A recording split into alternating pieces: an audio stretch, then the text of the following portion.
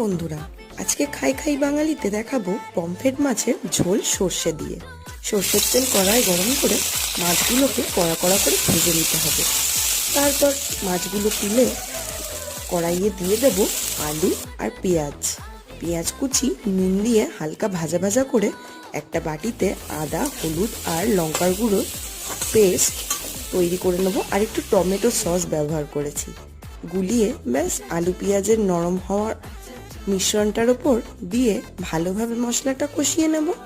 মশলাটা একেবারে শুকনো হয়ে এলে ওর ওপর দিয়ে দেবো মাছগুলো দেয়া হয়ে গেলে দিয়ে দেবো সর্ষে বাটা। আমরা কিন্তু সর্ষের খোসা ইউজ করি না, খেতে কিন্তু দারুণ হয়।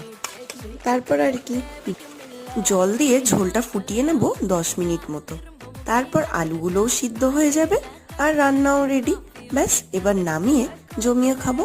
তোমরাও ট্রাই করো কিন্তু পমফ্রেটের